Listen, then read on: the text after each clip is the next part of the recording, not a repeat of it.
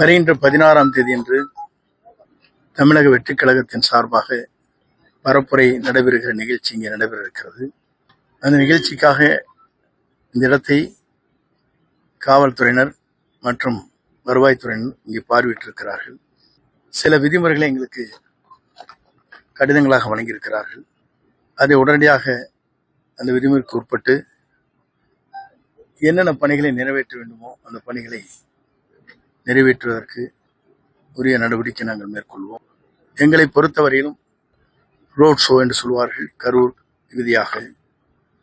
அதற்கு பிறகு நடைபெறுகிற நிகழ்ச்சி தமிழ்நாட்டில் முதல் முறையாக ஈரோடு மாவட்டத்தில் விஜயமங்கலம் டோல்கேட்டிற்கு அருகாமையில் இருக்கிற இந்த இடத்தில் மொத்தம் 19 ஏக்கர் இங்கே இருக்கிறது.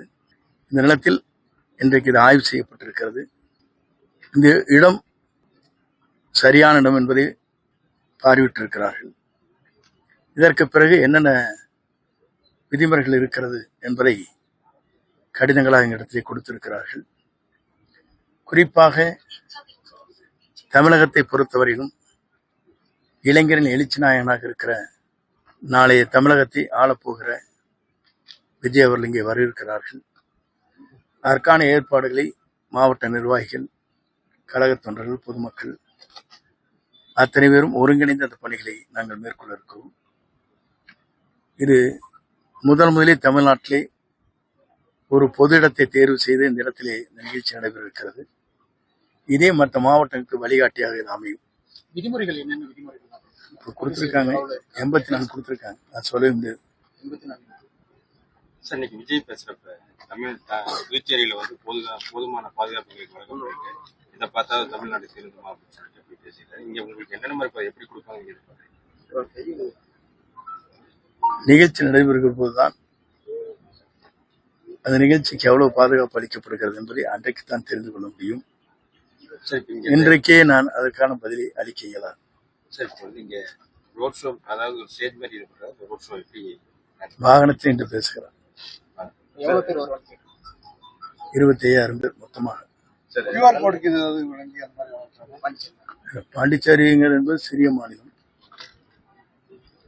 அது குறிப்பிட்ட எல்லைக்குள் இருக்காது. பறந்து கிடக்கிற அந்த மாநிலத்தில் கேரளா, கர்நாடக மாநிலத்தில் இருக்கிற சட்டமன்ற உறுப்பினர் அந்த பார்டர்ல இருக்கிறார்கள். இது தமிழகம் அப்படி அல்ல. ஈரோடு மாவட்ட மக்கள் மட்டும் வருவாங்களா அல்லது மற்ற மாவட்டங்களை சார்ந்தவர்கள் வருவாங்களா? அதை பத்தின தகவல். எங்களை பொறுத்தவரையிலும் ஒவ்வொரு மாவட்டமாக நிகழ்ச்சி நடைபெறுகிறது. ஆகவே அந்த மாவட்டத்தை சார்ந்து வருவதற்கு வாய்ப்புகள் இருக்கிறது. திமுக செய்தி தொடர்பாளர் இப்போ விமர்சிச்சிருக்காரு சார் விஜய. அதாவது புதுச்சேரிக்கும் தமிழகத்துக்கும் ரெண்டுத்துக்கும் முதல்வர் ஆக முடியாது, விஜய்க்கு இது தெரிய மாட்டேங்குது அப்படின்ற மாதிரி சொல்லியிருக்காரு. ஏன்னா ஆளுநர் வேணா ஆகலாம், ரெண்டுத்துக்கும் முதலமைச்சரான ஆக முடியாது அப்படின்னு விமர்சிச்சு பேசியிருக்காரு. அது அவருடைய கருத்து.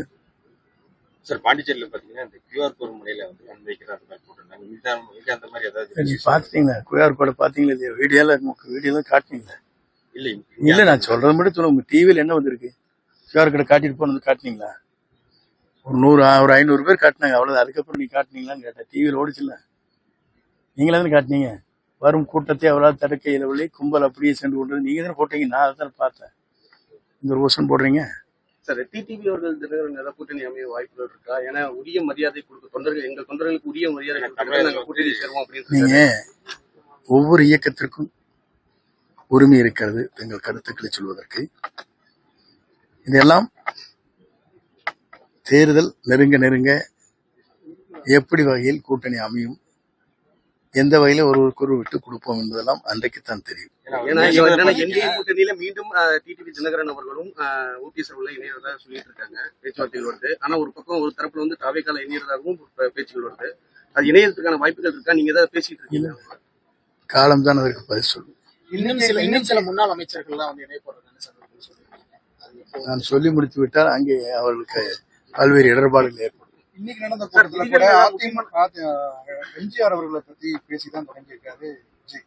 அதிமுகவோட வாக்குகளை பெறுவதற்காக தான் விஜய் பேசுறாரா? இது இன்றைக்கல்ல, முதல் சுற்றுப்பயணத்தை மேற்கொள்கிற போதே அவருடைய வாகனத்தில் 3 படங்கள் தெளிவாக இருக்கிறது. ஒன்று பேரறிஞர் அண்ணா அவர்கள், அவருடைய திருவுருவப்படம், நம்முடைய வெற்றிநாயகன் அவருடைய திருவிழப்படம், புரட்சித் தலைவருடைய திருவிழப்படம் மூன்றும் இணைந்துதான் வாகனத்தில் மையப்பகுதியில் இருக்கிறது. சார் உங்களுடைய அண்ணன் மகன் செல்வம் வந்து அது ஒரு அதிமுக